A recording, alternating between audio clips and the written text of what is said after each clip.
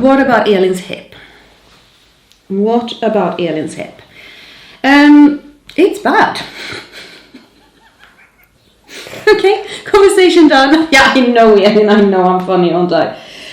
I have mentioned this in other vlogs before, that I discovered that Elin's hip was out of socket coming up for nearly 2 years ago now. I can't remember exactly when it was, but it was summer, it was nearly 2 years ago. We were in the park, my friend and she held Elin in her arms. She had one leg on either side of her hip, and Elin spasmed, and we heard pop, pop, pop from her. And I was like, oh my God, what just happened? That wasn't the point where Elin's hip went out of socket, but that was the point I realized that it had. So one thing to understand here about Elin's dislocation is that it's not an acute and sudden dislocation. So even though I heard that, those pops were probably more to do with the fact that it was already out of socket and it was moving in an awkward way. She was not in pain from that. She did not react to that. It just freaked me out to hear it. Elin's hip is out of socket because of her cerebral palsy and how that has affected her development. Babies and toddlers who can walk, who can weight bear, they develop their hip sockets usually in the right way. So the actual socket part of a hip joint, let's say this is the outside of the hip joint, the socket part of a hip joint is fairly flat when a baby is born, and the thigh bone and the ball part of the socket is fairly straight. So a baby's hip joint kind of looks like this. And as they weight bear, this happens. The ball part, the socket forms, and the bend on the thigh bone forms because of normal standard weight bearing. Elin has not done this, not to the extent that is required to make this happen. And that is because of her cerebral palsy. She can't actually stand by herself. She can't walk by herself. Yes, she has spent time in standers and time in walking frames, but not, I mean, you know, looking at Alice, as soon as Alice could stand up, that was all she did, which obviously Elin hasn't. So her hip joint has not done that to the extent that it needs to, or her hip joints. The other thing is that Elin is what's called hypertonal. She is very, very tense. She has high tone. Her muscles are constantly fired on. They're constantly tense, pulling. This is, it's like she's running a marathon every day. Helping Elin to relax is very difficult.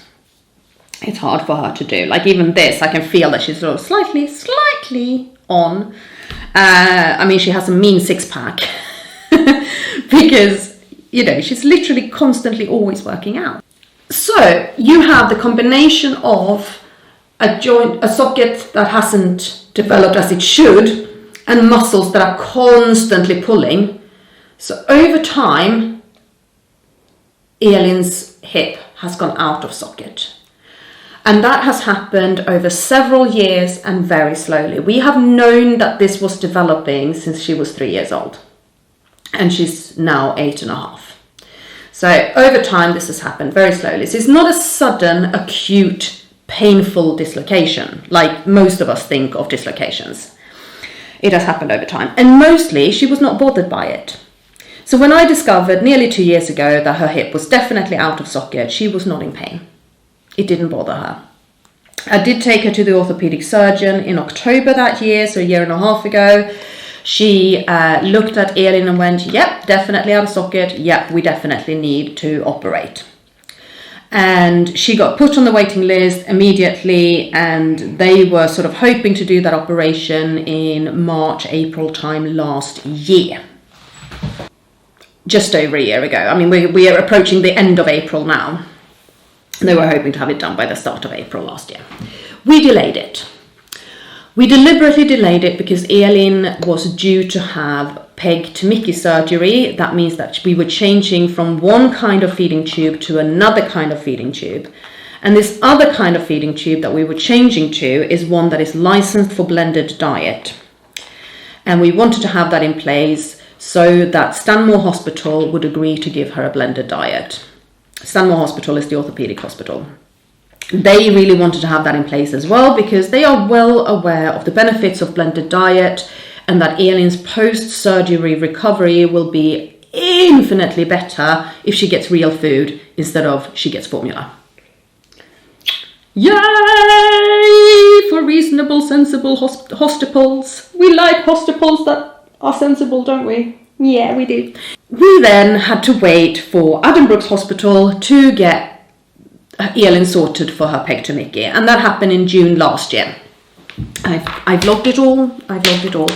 And since then, we have basically been battling COVID and training and restrictions and staff shortages, and we are still waiting for Elin's surgery, but it is happening in May. Slightly less than a month. In slightly less than a month's time, Elin is having her hip surgery. Now, since her Mickey button was put in place, she has gained a lot of weight, which is amazing. She needed to gain weight, she was very underweight, and this extra kind of chub on her is really, really good before this surgery because it's just giving her some resources to take from. But what happened with Elin gaining weight is that Elin grew. And she grew very, very fast. She had a sudden growth spurt last summer. Over the span of 3.5 months, she grew 10 centimeters in height. Whoa! And since then, she's in pain. I mean, I would be in pain if I grew 10 centimeters on a dislocated hip joint. Like, who wouldn't? I would be in pain if I grew 5 centimeters on a dislocated hip joint. If you don't know centimeters, she grew 4 inches. 4 inches in 3.5 months. I mean, growing that fast anyway is painful. You get all these growing pains. That's a lot of skeletal development that's happening. But yes, she grew that fast on a dislocated hip. And since then, she's been in pain. She finds it difficult to find a comfortable position to sleep in at night, regardless of which side we lay her on. Her preference is to lie on her left, but her left is where she's dislocated. She no longer pedals on her trike in school. She no longer wants to be in the stander or in the walking frame. She no longer wants to do her sitting to standing exercises. She's in pain. She doesn't want to do it anymore. It hurts, it's uncomfortable. And also, her left leg is significantly shorter than her right because the joint sits, well, the thigh bone sits above the hip bone now. So when it's dislocated, it's not gone below or to the side, it's gone above. And that's kind of what happens with these kinds of dislocations. So yes, fun and games. It's been a very, very long wait. It has at times been extremely frustrating, but all in all, she has put on so much more weight, which puts her in a much better health situation going into surgery. Yes, she's in pain and she's having a lot of seizures, and that's not very good, but we can medicate that to a certain extent. She is constantly on painkillers at the moment. She's on more anti-seizure medicine than we want to give her. But, you know, want. What has my want got to do with any of this? We are, the whole point is making sure that Elin has as good quality of life as we can possibly give her. And be as comfortable as we can possibly make her, isn't it? Do you want some water now? Water and medicines and breakfast? No, I want to have a seizure, Mum. Okay. Okay, you have that seizure, darling. I've got you. So in a little while, I'm going to change Elin and get her ready for school. So for once, I think I'm actually going to show you what her hip looks like. And how you can see, even without having an x-ray, you can see from the outside of her body how, what am I trying to say? How dislocated her hip is. You can actually see it from the outside. So I will show you that. I don't usually show you Elin's nappy and hip region because I don't think it's very appropriate. But yeah, I'm going to. So we can show them what your hip is looking like. Shall we do that? Yeah. We have one more pre-op appointment coming. Number 4! Since all of this started. The 4th pre-op appointment. And that's coming a few weeks before the actual surgery. So I will do an update on how that one goes. And then obviously we're going into hospital, and yes, I am going to let you know how it goes. We are going to be vlogging, we are going to be sharing, aren't we? Yeah. And if you are interested in my take on how to deal with pre-operation anxiety, because that is a real thing, isn't it? If you want my take on how I cope with the anxieties and the worries around putting my child through such a significant surgery, then I suggest you go and listen to a podcast called The Special Needs Parent, which is run by Marsha Natai, and I did a guest pod with her on anxiety before putting your child through surgery. The Special Needs Parent, I will put a link in the description below. Go and have a listen to that. Hi, Elin. Hi. Is it okay if I show the vlog your hip and how it looks and the difference between your two legs? Can we do that? Yeah? Is that a nice blanket? Does it feel good? It's a super nice blanket, Mummy. I like it. Okay. It's going to be a little shaky because I'm holding the camera by hand. But here are her legs. Can you see how different in length they are and how different in muscle tone they are? So this is the leg that is still in socket, and it's got nice muscle tone. She's using this one, building her muscle. This is the leg that's out of socket, and I mean, first of all, you can just see how vastly much shorter that leg is, and then you can see that she's clearly not using it. She hasn't got the calf muscle that she's got on the other leg.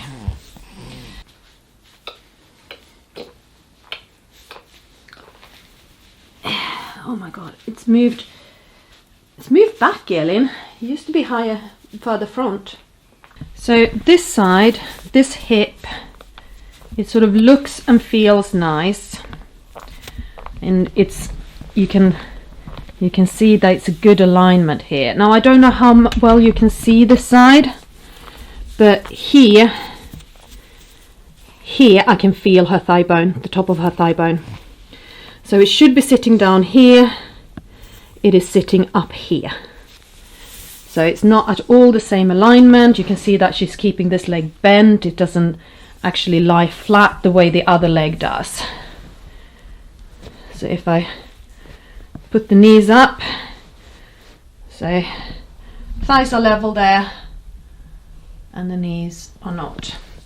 So I was hoping I was going to be able to show you this lump a little bit better, the lump of her thigh bone, but it doesn't actually show that well. If I move her up on the side, I've got a lump here that is actually visible, and it doesn't look the same on the other side. So it's moved back quite a lot. It used to be up here before, but it's actually moved back quite a lot, and that's probably in part why she's in pain and having a lot of seizures. So no, not good. Okay, so I hope that showed you, illustrated a bit how her leg is looking, how this dislocation is physically affecting her, and why we are so keen now to get this operation over and done with. There's going to be a huge recovery afterwards, obviously, but hopefully it will lead to her being able to use this leg more and rebuild some of those muscles that have allowed to atrophy because of the injury that she has. They are going to make her leg shorter because they're breaking and resetting the thigh bone. So they're going to do a surgical break and reset how that thigh bone is positioned, and that means it will become a little bit shorter. But I'm wondering if not, by moving it down into the socket as well and placing it where it should be, the net result is going to be that her left leg is actually longer again and more even with the right leg. But we will see. That is a guess on my part. But yeah, gonna have a bit of a chat to the surgeon about that, actually, what we can expect. Oh! Oh! Ow, ow, ow. You can see I'm wearing my arthritis glove, but this manual handling that I'm doing with Elin right now is kind of painful. Oh, right, skirt on, t-shirt on, tights on. Are we comfortable? Is everything in a good position? You want to come up? Up, up, up, up, up, up. Or, you know, I can get a good grip on her. Up, up, up, up, up, up. Well done. Hi. Hi. Oh, I love when you melt into me like this. Yes, I do. I love it when you melt into me like this. Hi. Oh. Oh. Oh. She's the snuggliest. One day she's going to be too big for me to do this. We're going to have to find other ways to snuggle, aren't we? She's been growing so much that I've actually gone out to buy her some new school tops because the other one's kind of turning into crop tops now. So I figured it was time for a bigger size. These are too big, but I'd rather have too big than too small on school uniform. Bigger, a little bit too big makes it easier to dress Elin as well. Oh, yes. I am definitely going to need to do some physio on this poor wrist today because, oh, I can feel it. I can really feel it. And then I'm going to see my osteopath next week, I think it is. Oh, hallelujah. It's going to be needed. Much, much, much needed. There you are. Can we pull this down? Oh, wow, you're heavy. Whew. You put on weight again. Oh,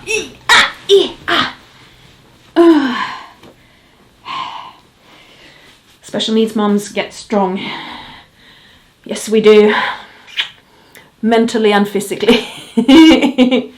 Right, handsome girl. Shall we put you in your wheelchair, get your hair done, and then get off to school? Yeah? No, we're not. We're going to sit and snuggle. Yeah? We can take a couple of minutes for snuggles.